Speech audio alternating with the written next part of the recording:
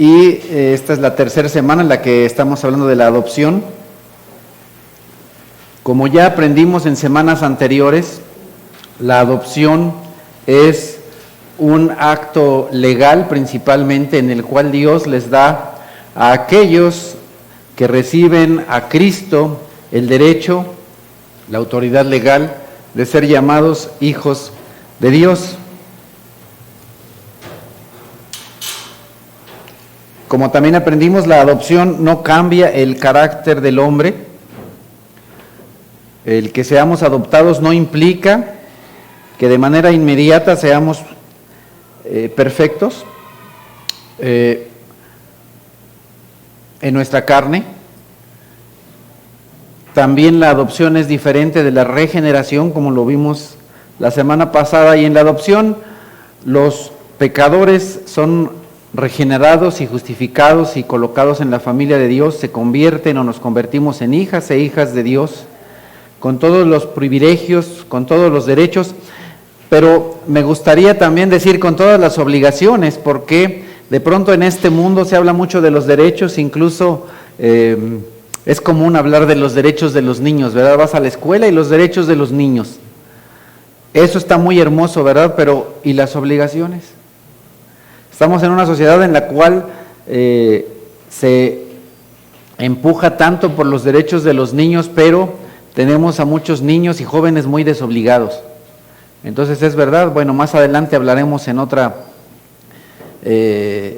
otros domingos respecto de nuestras obligaciones, pero ahora mismo estamos hablando de nuestros derechos, de ser miembros de la familia eterna de Dios. Nos unimos a Dios, pero somos distintos de Dios.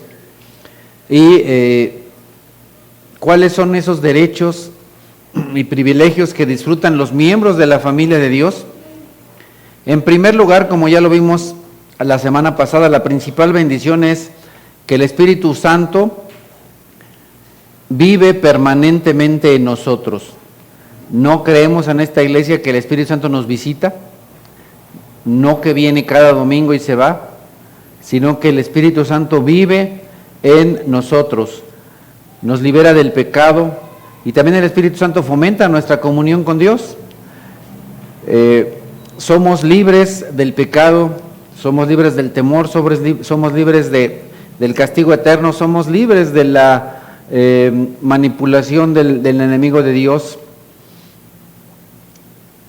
Ya no somos esclavos, ya no tenemos una esclavitud al temor, al pecado, al diablo, y el Espíritu les da testimonio a nuestro corazón que somos hijos de Dios y tenemos un vínculo tan íntimo que ahora le podemos decir a Dios papito, ¿verdad? Papacito.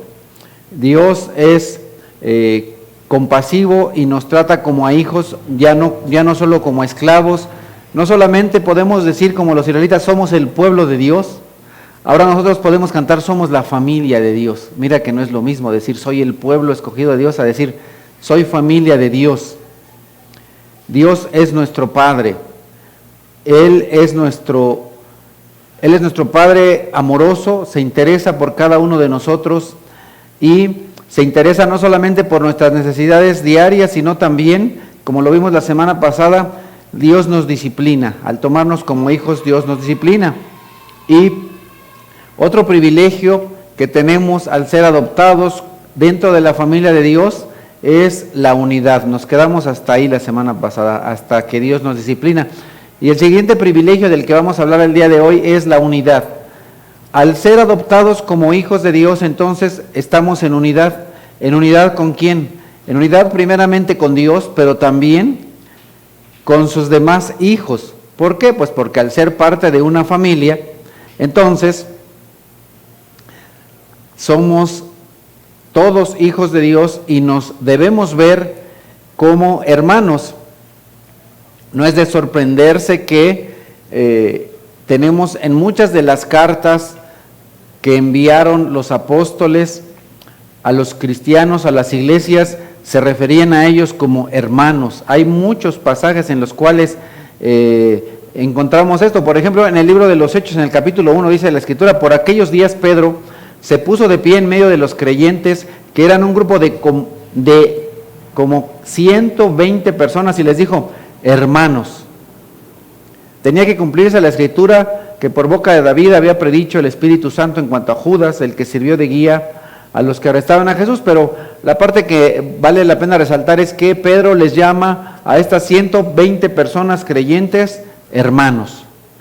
Pero no solo Pedro hace eso, también Pablo en la carta a los Romanos en el capítulo 12 viene dando una serie de enseñanzas y después de estas les dice a las personas que se reúnen, a los congregantes de la iglesia en Corinto, en Roma, por tanto, hermanos, tomando en cuenta la misericordia de Dios, les ruego que cada uno de ustedes en adoración espiritual ofrezca su cuerpo como sacrificio vivo, santo y agradable a Dios. Entonces, Pablo está llamando a los miembros de la iglesia en Roma, y no me estoy refiriendo a los de la iglesia católica romana, no, me estoy refiriendo a los primeros cristianos de las iglesias que se reunieron en Roma, que les llama hermanos.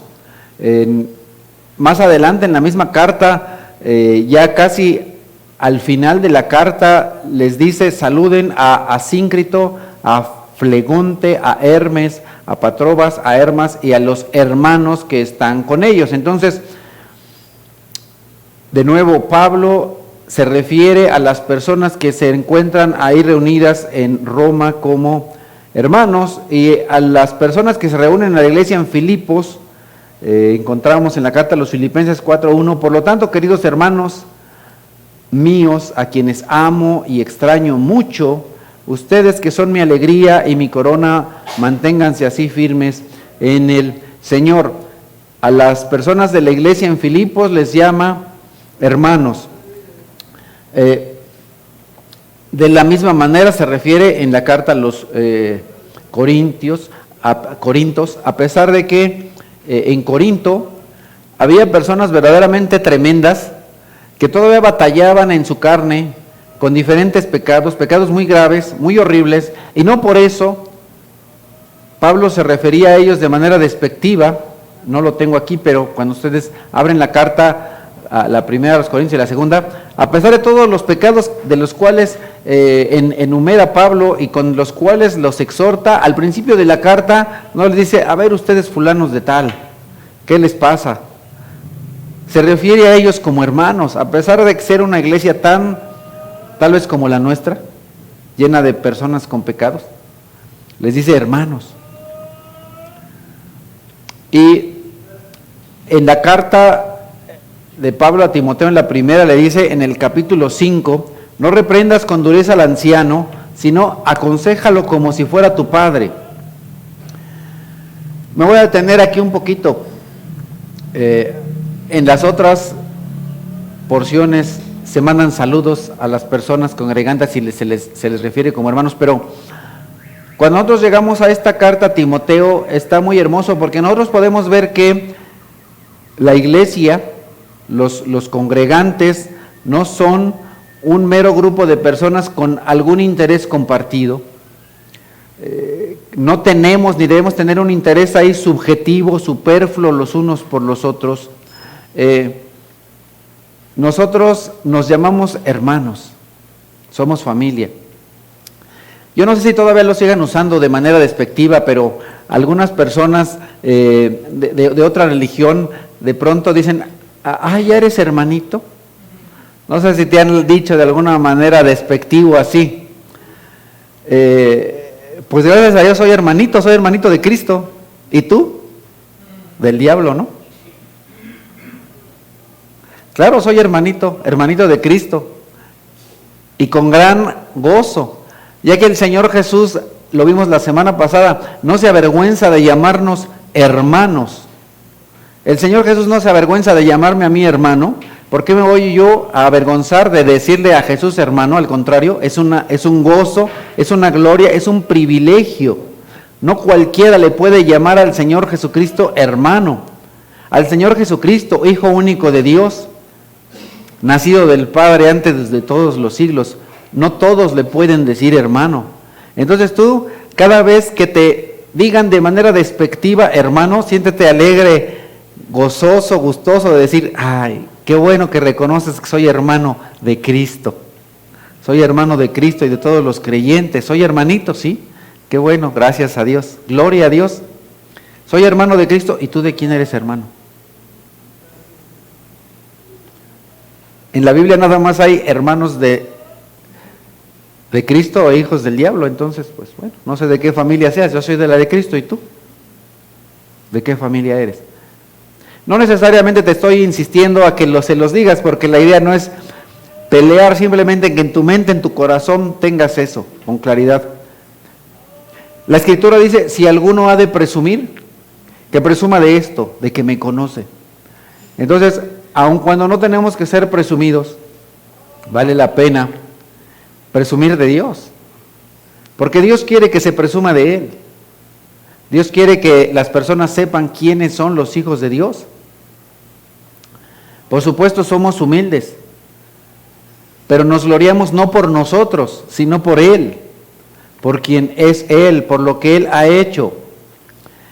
Nosotros ahora de manera hermosa, amorosa y milagrosa compartimos un Padre y somos hermanos, claro, somos hermanos, porque Él, en su gracia y su misericordia, en una eternidad pasada, tomó la decisión de adoptarnos como sus hijos, y ese es un gran privilegio. Entonces estamos nosotros vinculados por algo sumamente profundo, no solo porque nos gusta el fútbol, ¿verdad? No solo porque nos guste el básquetbol, no solo porque nos gusta el color rojo, morado, amarillo. Estamos unidos por un vínculo mayor que eso. Estamos unidos por un vínculo perfecto, hermoso y maravilloso que es el amor de Dios. El que Dios nos haya llamado hijos. Y entonces, como en cualquier familia, aún en las familias de esta tierra y de carne, de pronto nos es difícil llevarnos bien con algún hermano, o tal vez con todos. Posiblemente en tu familia pase eso, excepto los que son hijos únicos que no tienen esa bendición de compartir ese gozo y esa dicha de que de pronto te digan, órale, ¿y tú cuándo vas a lavar los trastes? Y mamá, a mí, ¿por qué siempre? Pues que te manden a ti. Bueno, esas cosas tan bonitas y tan hermosas que pasan en toda familia, ¿verdad? Que también pasan en la familia de Cristo. Porque aunque somos hermanos, eso no implica que seamos perfectos de manera total. Estamos llamados a ser perfectos, pero todavía estamos en ese trabajo, en esa lucha, en ese camino. Y entonces, como hijos, en el camino a la perfección, yo les he dicho que en más de una ocasión que deberíamos de hacernos una playera, una camisa que diga, usted disculpe por las obras usted disculpe por las molestias que esta obra le ocasiona. ¿Cuál obra? Pues la que Dios está haciendo en mi vida, ¿verdad? A veces somos un poquito molestos para muchos, pero no somos una obra terminada. Dios está trabajando en nosotros. Y entonces, en el seno de cualquier familia hay dificultades, hay conflictos, hay disgustos, a veces no nos gusta cómo hace el hermano esto, a veces no te gusta cómo lava los trastes, esa es la clásica, ¿no? No lava los trastes como yo, no trapea como yo, y a veces la culpa tienen las madres, ¿verdad? Ya me voy a meter aquí con las mamás un poco. Muchas de las madres de pronto hacen bien inútiles a sus hijos porque dicen, ay, no lavas los trastes como yo, hazte un lado y yo los lavo. No trapeas como yo, quítate y ahí voy a trapear. Pues el chamaco nunca va a trapear si siempre haces lo mismo, ni nunca va a lavar los trastes. Déjalo que los lave, a lo mejor no los lava bien, no los lava perfecto. Nunca los va a lavar como tú por una razón, no es tú. Nadie va a hacer las cosas como tú, nadie prepara el mole como tú, ni los frijoles, ni los chilaquiles, nadie los hace como tú. Porque Dios, en su mente maravillosa, hizo a cada persona de este mundo única. Somos únicos, no hay otro igual que tú. Nadie es como tú. Nadie es como yo, todos somos únicos. Nadie va a hacer las cosas como tú. Entonces, de nuevo, deja a tus muchachos que hagan las cosas. No las saben hacer, pues si no las hacen nunca van a aprender, déjalas que las hagan. Se van a equivocar, lo van a hacer mal, que lo hagan 20,000 veces mal y a lo mejor a la 20,000 una le sale más o menos bien, ¿no? Pero pues hay que practicar. Hay que practicar. Entonces, A pesar de los desacuerdos y a pesar de los conflictos que haya en toda familia, no por eso dejamos de ser hermanos. De pronto tu hermano, regresando al ejemplo de la familia en la carne, de pronto tu hermano no lava los trastes bien, ¿pero qué? Por eso va a sonar la chicharra, tú, y va a decir, a ver, fuera de esta familia, ¿verdad? Porque no sabe lavar los trastes. De pronto el hermano no te acompaña a una cierta reunión que para ti era importante, no por eso va a dejar de ser tu hermano. No por eso échenlo para afuera, ¿verdad? No.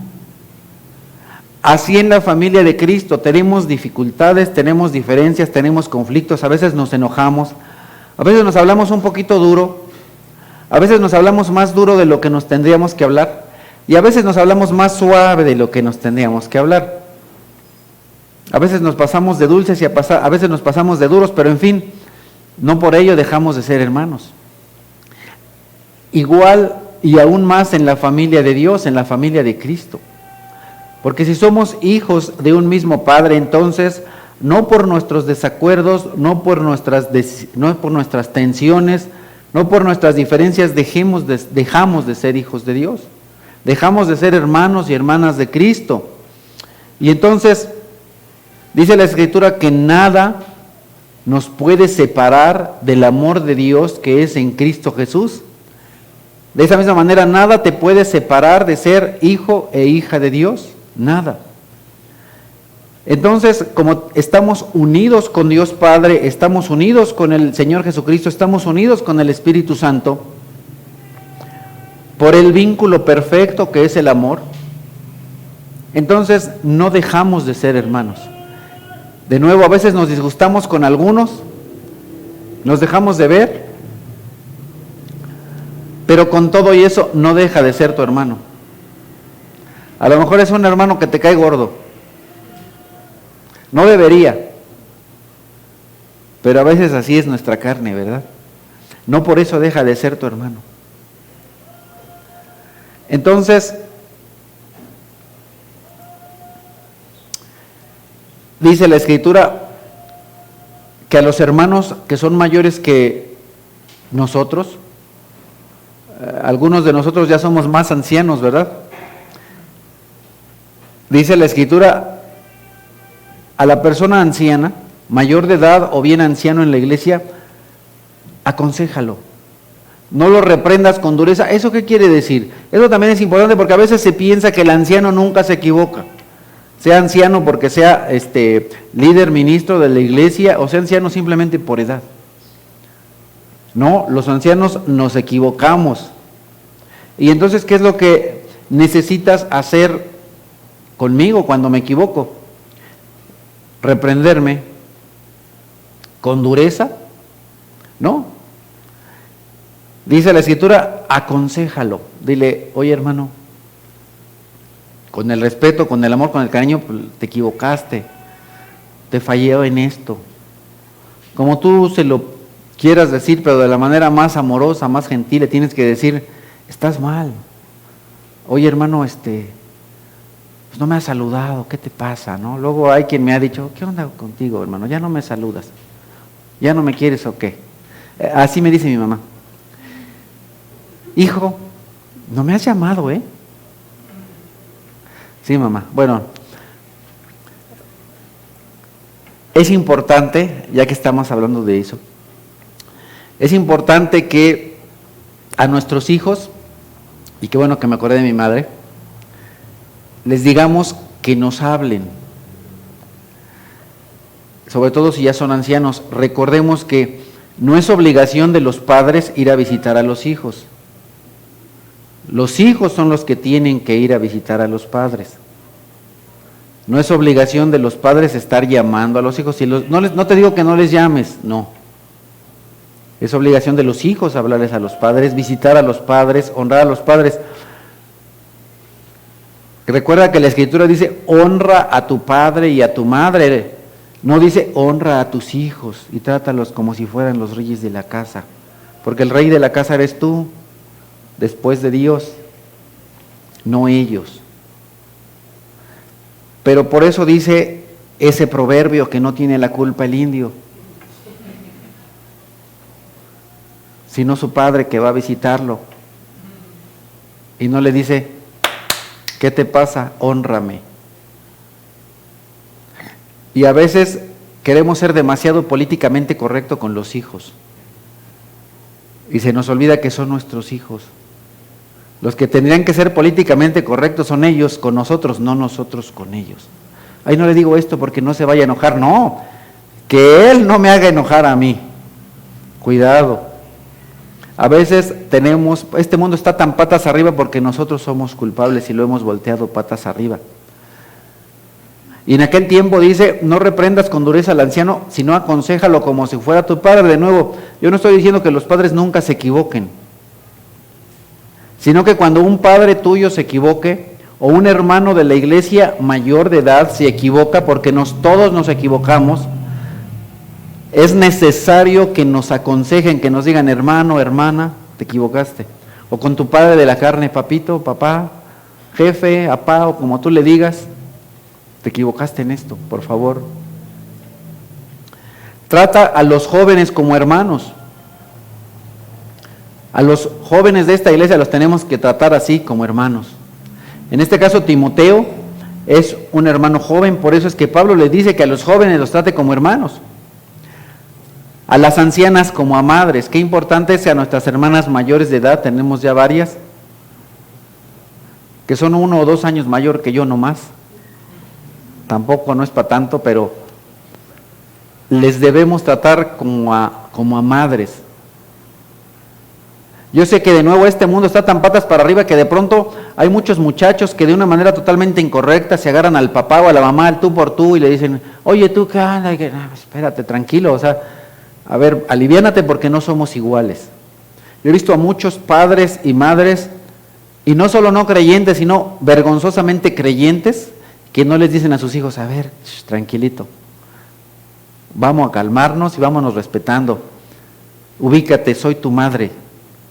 Los hijos de pronto se les suben a las barbas a los papás, pero, perdón, no es culpa de los hijos, es porque en algún momento el papá o la mamá no le paró los tacos, no lo alivió, no lo tranquilizó, le dijo, a ver, tranquilo, cálmate, soy tu padre.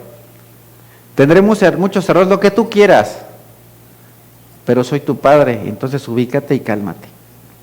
Y no te pongas a gritarle, porque ni siquiera le tienes que alzar la voz. A ver, cálmate, bájale. No te tengo que gritar porque mira, no somos iguales, soy tu padre y te calmas.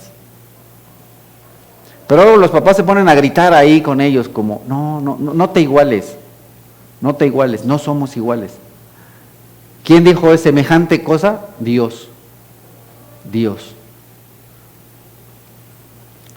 Y entonces a las madres hay que tratarlas ¿cómo? Perdón, a las ancianas de la iglesia hay que tratarlas como amorosamente, respetuosamente, cariñosamente. Yo no sé cómo tú le hablas a tu madre, pero si no le hablas amorosamente, cariñosamente, pues hazlo. A veces hablo a mi madre y luego está por ahí mi hermana y me dice, ay, ya me va a hablar mi hijo el que me chulea. Porque yo normalmente a mi madre le hablo así, le digo, madre hermosa, preciosa, ¿cómo está? ¿Cómo le va?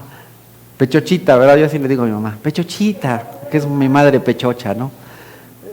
Mi Pechochita, ¿cómo está? Entonces, de esa misma manera, bueno, no les voy a decir a ustedes pechochitas, hermanas mayores, pero sí hermanas hermosas, preciosas, que Dios me ha dado, mayores que yo. Dios me las bendiga, yo les amo mucho y debo tratarles así como trato a mi mamá, con el respeto, con el amor, con el cariño. A las jóvenes como hermanas, debemos tratar a las hermanas más jóvenes de una manera respetuosa, cariñosa, como a nuestras hermanas en la carne. Entonces, y a los hermanos como con toda pureza. Si ustedes se dan cuenta, en esta carta, las cartas 1 y 2 Timoteo y la carta a Tito son cartas denominadas cartas pastorales. Entonces, ¿cómo es que un pastor debe tratar a los hermanos en la iglesia así? ¿Y cómo es que los hermanos de la iglesia nos debemos tratar así? Esta es la manera en la que en la iglesia nos tenemos que relacionar. Por lo tanto, como ustedes se pueden dar cuenta, La familia de Dios no es un mero club social. No es únate a los optimistas ni nada de eso. Somos familia. Somos hermanos, hermanitos, hermanitas. ¿Verdad? Entonces, nosotros, ya que Dios nos ha traído a una sola familia, a una misma familia, somos un cuerpo, somos una familia, entonces debemos procurar, debemos buscar la unión en el Espíritu. Así como nos dice la Escritura, esfuércense por mantener la unidad del Espíritu mediante el vínculo de la paz. Hace algunos meses que estuve predicando al respecto de Efesios capítulo 4, les comentaba eso. En realidad, estar en unión no es algo que se dé de manera automática, ni tampoco es algo que siempre se da fácil. Yo que quisiera que todo sea fácil. No, francamente, y como lo dice aquí el apóstol, el mantener la unidad requiere ¿qué? Esfuerzo. Requiere esfuerzo, no se da de manera automática. Requiere un esfuerzo. Entonces, nosotros nos tenemos que esforzar, tenemos que hacer un esfuerzo. ¿Para qué? Para mantener la unidad del Espíritu mediante el vínculo de la paz. Recientemente te enojaste, te pusiste ahí tus moños y te enojaste con algún hermano o hermana. ¿Qué te dije hace un ratito? Pues normal porque somos humanos, porque somos carne, porque a veces somos sensibles, a veces nos pasamos de sensibles o el otro se pasa de duro, lo que sea. Pero ¿qué es lo que hay que hacer? Pues hay que hacer un esfuerzo para decir, hermano, hermana, perdóname. O te perdono porque hiciste esto o aquello. Y no cantes aquella canción tan famosa, los más jovencillos ya no la recuerdan, pero muchos se adoptan esa canción como si fuera verdad. No sé perdonar, que te perdone Dios. No, o sea, a ver, no, sí sé perdonar. Porque la base de la fe es el perdón. Porque el Señor dice en la Escritura, den de gracia lo que de gracia han recibido. ¿Y sabes qué es lo que de gracia has recibido? El perdón. ¿Quién se merecía que Dios le perdonara de los que estamos aquí? Nadie. Nadie. Tú no te merecías que te perdonara Dios, yo tampoco. Nosotros lo que nos merecíamos era el infierno. Pero Dios nos perdonó de gracia, de pura gracia.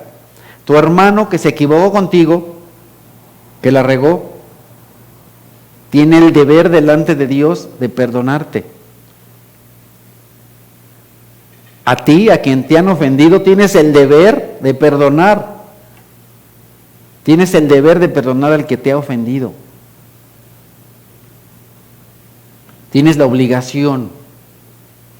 Y ahora sigamos el ejemplo de Dios, sigamos el ejemplo de Cristo. A veces la persona es orgullosita y a veces no quiere venir a pedirte perdón. ¿Y por qué te digo que sigas el ejemplo de Cristo? Mira, ¿quién fue a pedirle perdón a Dios? ¿Quién fue a pedirle perdón a Cristo? Nadie, sino que Cristo vino a este mundo a decirnos, te perdono. Tú no me buscaste para pedirme perdón, pero yo vengo aquí y te digo, te perdono. Qué fuerte. Es un paso que no todos hemos aprendido a hacer. Ir con la persona a la que nos ha ofendido y visitarla, decirle, oye, hermano, la verdad es que me ofendiste por tal situación, pero te perdono. A algunos les puede parecer, qué orgullosito, se siente muy acá, ¿no? Es lo que Dios me ha enseñado. Es lo que vengo a poner en práctica. Te perdono por esto que me hiciste, lo que sea. ¿Y eso qué requiere? Requiere un esfuerzo. Requiere el esforzarse, el pedir perdón, requiere esforzarse, el dar perdón, y esto nos lleva a estar en paz, a mantener la unidad en el Espíritu. Muchas veces tenemos dificultades tan grandes que personas se separan, iglesias se separan. ¿Por qué? Porque no se esfuerzan, porque no hay un esfuerzo para mantener la paz. O tal vez uno de ellos se esfuerza, pero el otro no quiere. Definitivamente dice que no. Bueno, ¿qué es lo que dice la Escritura? En cuanto dependa de ustedes, estén en paz con los demás. Hay cosas que no dependen de mí. Yo hago lo que Dios me manda, yo hago lo que a mí me toca. Si Dios me dice que vaya a pedir perdón, voy a pedir perdón. Si Dios me dice que vaya a dar perdón, voy a dar perdón. Si la otra persona no me perdona, bueno, perdón, no es mi problema. Si la otra persona no me quiere dar el perdón, no es mi problema. Si la otra persona no acepta mi disculpa, mi perdón, yo ya hice lo que tenía que hacer y yo me tengo que sentir en paz delante de Dios y en paz con esa persona. Y entonces yo voy a hacer lo que esté a mi alcance para buscar la paz, para estar en paz. Entonces,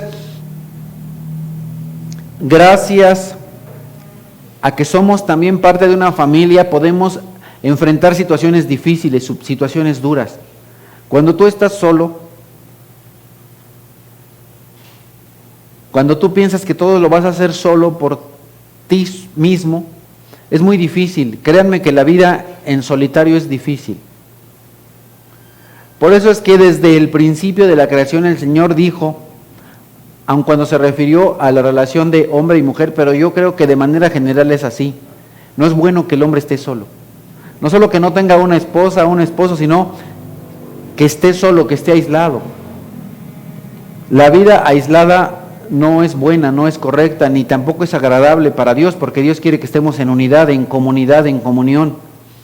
Hay personas que desafortunadamente se esfuerzan mucho por cortarse, por aislarse, por estar solitos.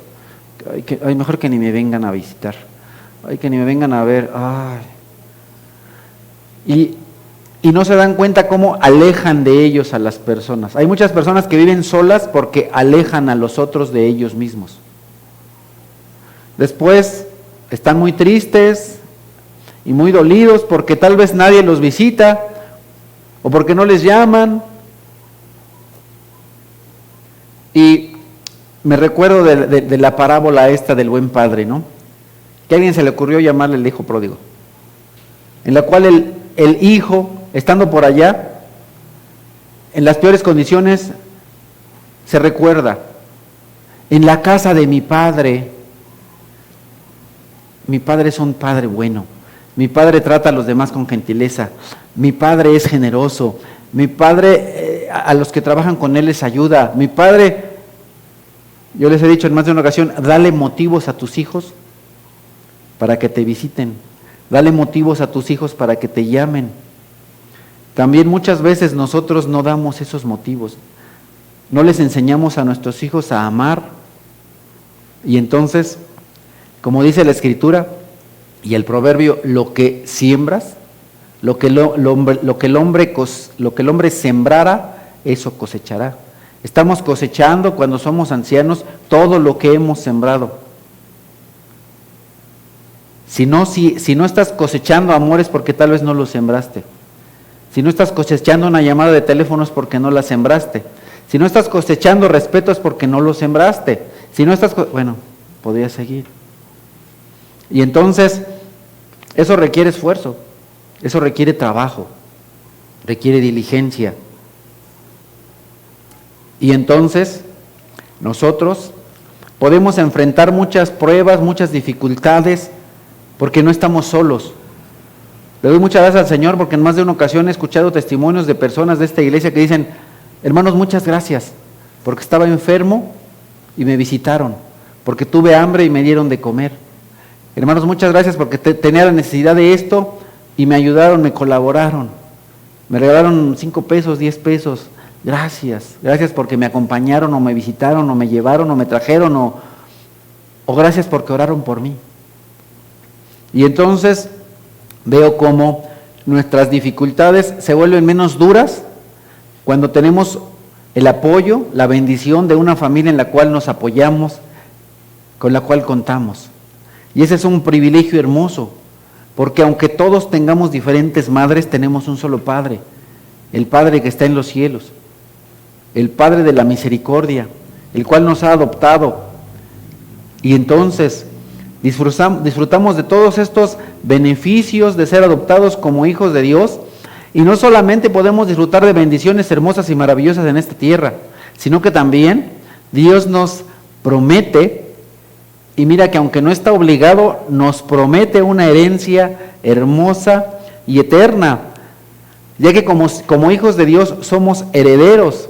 Dice la Escritura en Romanos 8, y si somos hijos, somos herederos, herederos de Dios y coherederos con Cristo. Es decir, que Dios no solamente le da la herencia a su Hijo Jesús, sino también a cada uno de nosotros. Somos coherederos con Cristo, herederos de Dios. Entonces Dios da el reino no solo a Cristo, sino también a cada uno de nosotros. Estamos en el testamento. Estamos en el testamento. Y ahora algo muy hermoso, algo que algunos papás hacen. Algunos padres heredan a sus hijos en vida. Tal vez ustedes lo saben. Y no necesariamente es que el papá ya se murió. Algunos testamentos pueden hacerse vigentes o válidos cuando el padre está muerto, pero algunos otros cuando el padre está en vida. Y en este caso, nuestro Padre no está muerto. Nunca ha muerto, Dios nunca muere. Pero Él decidió heredarnos en vida. Y en vida, Dios Padre heredó a Cristo Jesús, pero también a nosotros. Eso es algo por lo cual te tienes que sentir agradecido con Dios, gozoso, dichoso, porque en el mundo, cuando los padres fallecen, y si no lo han hecho, háganlo. No le hereden problemas a sus hijos. Luego los hijos se andan deschongando por lo que ni les costó. Quítate de problemas, haz tu testamento. Septiembre, mes del testamento. Ve con tu notario, no es caro. Te va a salir más caro después estar viendo, a lo mejor ya ni lo vas a ver, pero a lo mejor Dios te lo permite, yo no lo sé. Ver desde el cielo cómo tus hijos te están jalando ahí las greñas. Mejor no te ahorres esos 3,000, 4,000 pesos, inviértelos. Di fulanito de tal, los sartenes. Fulanita de tal, mi bastón. Ahí lo que tú le quieras heredar a cada uno, ¿no? La Cherokee, ¿no? La Cheyenne, lo que la Cheyenne, también, ahí, herédaselo. Hereda. Pero en fin. Los hijos cuando el padre muere reciben algo, ¿verdad? Reciben lo que era del padre, por derecho. Es un derecho legal.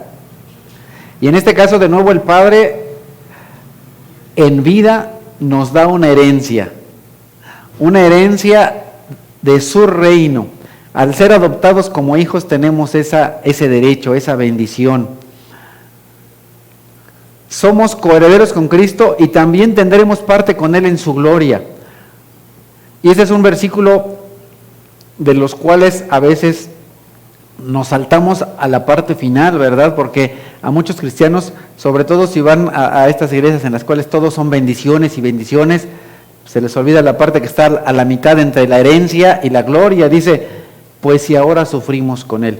Y a nosotros de pronto no nos gusta sufrir, ¿verdad? Nos gusta la vida cómoda, nos gusta el relajo, nos gusta el desorden, nos gusta la flojera y el no hacer nada, pero queremos todo. Y el Señor dice que en este mundo, en esta vida, posiblemente habrá que sufrir. ¿Por qué? Por ser cristiano, por ser creyente. No porque te portes mal, sino por ser creyente, no te confundas. Continuamos y Pedro dice en su primera carta, y recibamos una herencia indestructible, incontaminada e inmarchitable. Las herencias que nos heredan nuestros padres en esta tierra, si es que algo te heredaron, una casa, de pronto las casas, las puertas se oxidan, las las paredes, si estás en un lugar así húmedo, se llenan de esa cosita blanca que ahorita se me olvidó cómo se llama. Salitre, ándale. Para los que tienen su casa salitrosa saben de lo que hablo. Salitre, moho, hongos, goteras, la pintura se desgasta, se tapan los baños, ya no sirve la tubería, y etcétera, etcétera, etcétera. Son herencias que se marchitan, se hacen feas. El coche se va haciendo viejito, viejito, viejito y después ya no camina, ¿no? Ay, me daron un coche, ¿no? Pues sí. Y luego como ni mantenimiento le das, como no sabes que hay que cambiarle el aceite, hay que cambiarle los frenos, hay que cambiarle los amortiguadores para que dure y no se lo cambias, pues se te echa a perder. Ya se echó a perder. Que es medio chambón, ¿no? Y piensas que las cosas te van a durar para siempre y no les das mantenimiento. Bueno, no seas chambón. Dale mantenimiento a tus cosas para que te duren un poquito más. Pero en fin, cualquier cosa que nuestros padres nos puedan heredar, nuestros padres terrenales, se marchita, se contamina o se destruye. Te regalan una casa, de pronto viene un terremoto, un tsunami o lo que sea y ¡puf! Adiós casa. Ay, mi casa.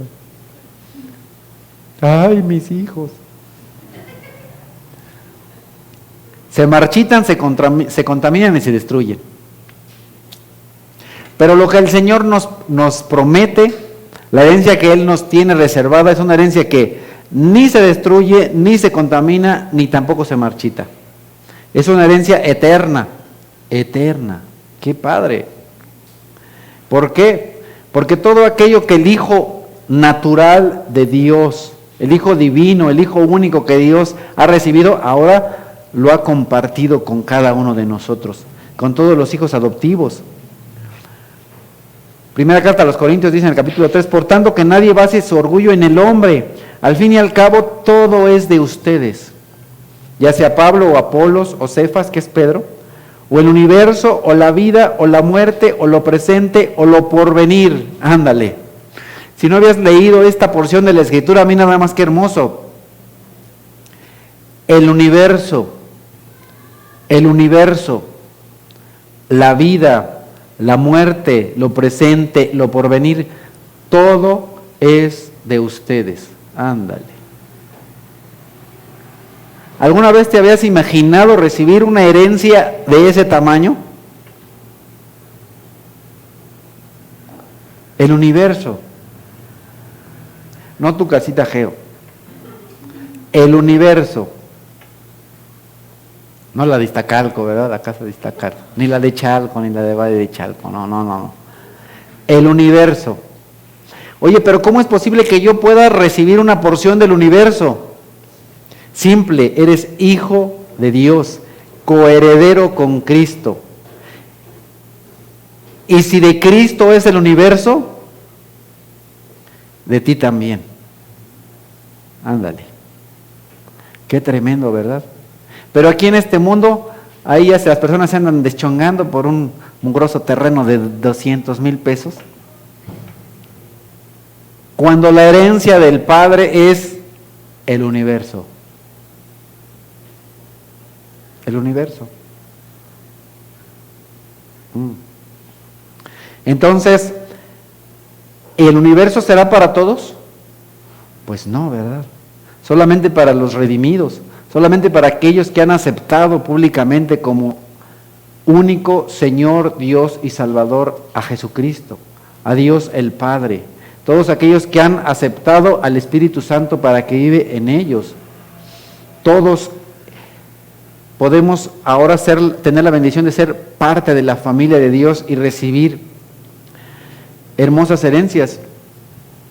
En el libro del Apocalipsis, casi al final dice, el que salga vencedor ¿de qué? De las dificultades, de las pruebas, de las angustias, de todo. Heredará todo esto y yo seré su Dios y él será mi hijo. Pero los cobardes, los incrédulos, los abominables, los asesinos, los que cometen inmoralidades sexuales, es decir, mujer con mujer, hombre con hombre, afeminados, amanerados, que toman a una mujer que no es su mujer o a un hombre que no es su esposo, etc. Los que practican artes mágicas,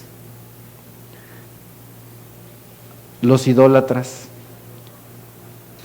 Y recuerden que la avaricia es idolatría, dice la Escritura. Dentro de las artes mágicas podríamos ver ahí sus ramas, ¿verdad? Los que leen el tarot, el café, etcétera, las cartas, horóscopos, la mano y lo que sea. Y todos los mentirosos, chispas, es que nada más fue una mentirita blanca. No, tenemos que desechar de eso de nosotros. Recibirán como herencia el lago de fuego y azufre, esta es la muerte segunda. Entonces, a final de cuentas, todos van a recibir una herencia.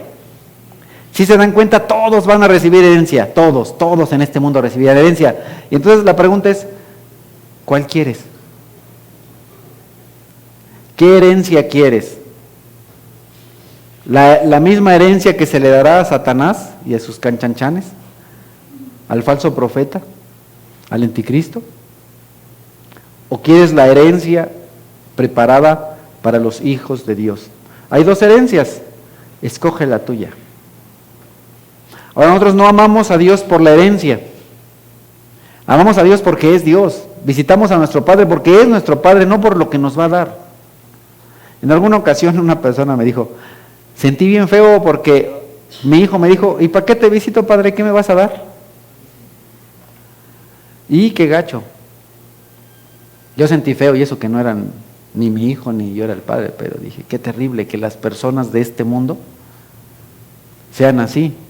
Por eso es que el Señor dice que en los últimos tiempos habrán así, hombres abominables, despreciables, faltos de respeto por los padres. ¿Y qué heredarán? El lago de fuego y azufre, esa es su herencia. Y nosotros amamos a Dios no porque nos va a dar el universo, qué hermoso, no porque nos va a dar la vida, sino simple y sencillamente porque Él es Dios, porque es nuestro Padre, porque es bueno, porque es amoroso, porque de una manera tal nos amó que dio a su Hijo unigénito para que todo aquel que en Él crea no se pierda, sino tenga vida eterna, y no solo eso, tenga la herencia eterna, y no solo eso, sea hijo de Dios. Así sucederá también con la resurrección de los muertos, 1 Corintios 15. Lo que se siembra en corrupción resucita en incorrupción, lo que se siembra en oprobio resulta en gloria, lo que se siembra en debilidad resucita en poder, se siembra un cuerpo natural, resucita un cuerpo espiritual. Entonces, no solamente recibiremos el reino, recibiremos la gloria, sino también que recibiremos un cuerpo glorificado, así como el del Señor Jesucristo. Así como el cuerpo que el Señor nos muestra en la Escritura que le dio, o que tiene el Señor Jesucristo, un cuerpo así tendremos, glorificado. A mí me encanta hablar, sobre todo con los muchachos que les encanta toda esa onda del Marvel y todo el rollo, ¿no? Pensar en que voy a poder volar como Cristo, y atravesar paredes, y comer y no engordar, y que no se me suba el colesterol, mamacita. Todo eso va a ser fabuloso, ¿verdad? Que no se me va a subir el colesterol, ni el azúcar, ni nada de esas cosas, que no voy a tener que estar midiendo el azúcar, no, ya, olvídate. Cuerpo glorificado, libre de gluten, libre de azúcar, libre de contaminación y libre de porquerías, culpa de nuestros pecados, ya todo eso ya va ahí, porque nuestros pecados van a ser perdonados y limpiados. Y vamos a tener un cuerpo espiritual, un cuerpo hermoso, libre de pecado, de enfermedad. Pero para otros, para unos el cuerpo va a ser glorificado, y para otros su destino es la destrucción, porque adoran al Dios de sus propios deseos y se enorgullecen de lo que es su vergüenza, solo piensan en lo terrenal. En cambio, nosotros somos ciudadanos del cielo, de donde anhelamos recibir al Salvador, el Señor Jesucristo, Él transformará nuestro cuerpo miserable, porque la verdad es que tenemos muchos de nuestros cuerpos bien miserables, ¿verdad? Bien mayugados, bien maltratados. Gracias a Dios que no nos va a castigar por todo lo que hemos mayugado en nuestro cuerpo. Gracias, porque de veras que muchos lo hemos tratado, pero sí, es una piltrafa lo que tenemos de cuerpo. Un cuerpo miserable. El Señor transformará nuestro cuerpo miserable para que sea como su cuerpo glorioso, mediante el poder con el que somete a sí mismo todas las cosas. Con el poder, Dios es poderoso. Con ese poder, Dios va a transformar nuestro cuerpo para que sea como su cuerpo glorioso. Aquí no estamos acostumbrados casi a decir amén, ¿verdad? Pero deberemos decir amén. Amén. Un cuerpo glorioso como el de Jesús. ¿Quién quiere uno de esos? No, pues unos como que no los vi con ganas. No, yo me quedo con el que tengo. Está chido. Me gusta. ¿Qué bendiciones tenemos al ser hijos de Dios? Bendiciones que los no hijos no tendrán. Alégrate, alégrate por todas estas hermosas y maravillosas bendiciones. Entonces, si hiciéramos un resumen así súper rápido, la adopción, ¿qué nos permite? La adopción nos permite tener al Espíritu Santo, tener la oportunidad de que el Espíritu Santo vive en nosotros, tener comunión con el Padre, ser parte de la familia de Dios, que Dios nos llame sus hijos, recibir bendiciones espirituales, por supuesto el Espíritu, recibir la bendición de la herencia eterna, recibir un cuerpo glorificado como el del Señor Jesucristo. Me pasé de resumido, pero bueno, eso es. Hermano, nos hubiera dicho eso y nos ahorraba 3 domingos de estar sentados aquí. No te preocupes, todo lo que se te aplanó, Dios te lo va a restituir en gloria. ¿Verdad? Qué bueno, les dio gusto. Amén. Amado Padre, te doy gracias por todo lo que tú nos bendices. Te doy gracias, Señor, por todas las hermosas y maravillosas promesas que nos das a través de la adopción. Gracias porque nos has declarado por Cristo hijos tuyos. Gracias, Señor, por todas hermosas y maravillosas bendiciones, promesas, herencia eterna. Gracias por la gloria que recibiremos. Te bendecimos y te alabamos, te glorificamos, Dios Padre, porque tú eres bueno, porque tu misericordia es para siempre. Gracias, Espíritu Santo, porque nos tuviste la misericordia y el amor para vivir en cada uno de nosotros los creyentes. Gracias, Señor, porque a ninguno de nosotros merecíamos, Espíritu Santo, que vivieras en nosotros. No solo que nos visites, porque no nos visitas, que vivas en nosotros. Gracias, Espíritu Santo, porque vives en los creyentes. Y gracias, Señor Jesús, porque a través del pago que tú hiciste en una cruz, y gracias a la oportunidad que nos diste de escuchar el mensaje, de creer el mensaje, gracias por el regalo de la fe, hemos obtenido la gracia de la salvación. Gracias, Dios Padre, Hijo y Espíritu Santo. Amén.